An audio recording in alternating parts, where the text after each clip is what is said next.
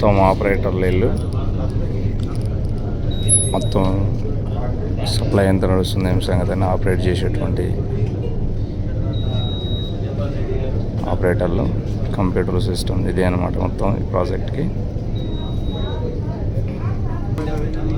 Water ఎప్పుడైతే అంటే store అయిన వాటర్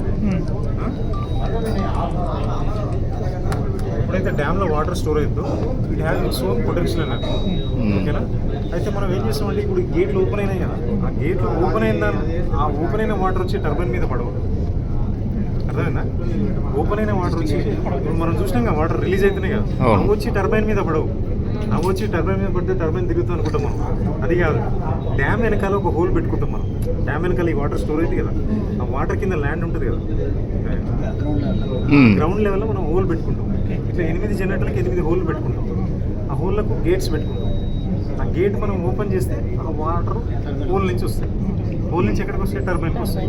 అయితే ఎప్పుడైతే ఇది సర్టన్ హైట్లో స్టోర్ అయిన వాటర్ ఉంటుందో ఆ water rashes into the turbine అనమాట. అంటే ఈ పొటెన్షియల్ ఎనర్జీ ఏమైతే కైనెటిక్ ఎనర్జీగా మారుతుంది.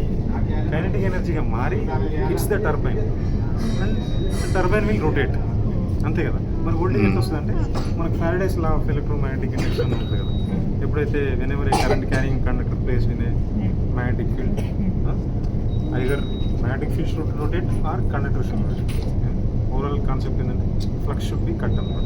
Whenever current carrying conductor cuts the magnetic field. ఓకేనా? టర్బైన్ రొటేట్ అయినప్పుడు దానికి ఆల్రెడీ షాఫ్ట్ కనెక్ట్ అయ్యింది. ఆ షాఫ్ట్కి రోటర్ కనెక్ట్ అయింది. ఆ రోటర్ మీద ఫీల్డ్ మ్యాగ్నెటిక్ ఫీల్డ్ ఉంటుంది. దానికి మనం ఏం చేస్తామంటే మరి ఫస్ట్ మ్యాగ్నెటిక్ ఫీల్డ్ ఎక్కడి నుంచి వస్తుందంటే నువ్వు కొంచెం కరెంట్ ఇస్తావు దానికి, ఆ ఫీల్డ్కి అది కొంచెం వోల్టేజ్ ఇస్తావు. కొంచెం వోల్టేజ్ ఎంత ఇస్తావు అంటే 170 వోల్ట్స్ ఇస్తుంది. అది ఏమవుతుంది? 170 వోల్ట్స్ 14 kV అంటే 14,000 వోల్ట్స్ తయారయ్యి నువ్వు ఇచ్చే వోల్టేజ్ ఎంత? 170 నెంబర్ ఇస్తున్నావు అంతే. అది ఎంత ఇస్తుంది నీకు? 14,000 ఇస్తుంది. 170 14,000గా మారుతుంది. అంటే దాదాపు 170కి 10 టైమ్స్ అంటే ఎంత? 10 టైమ్స్. Very good. 1700. ఓకేనా? అట్లాంటిది ఎంత? 1700 అంటే 1700. కానీ మనకు 14,000 అంటే ఎంత? ఇంకో 10 టైమ్స్ అంటే 70.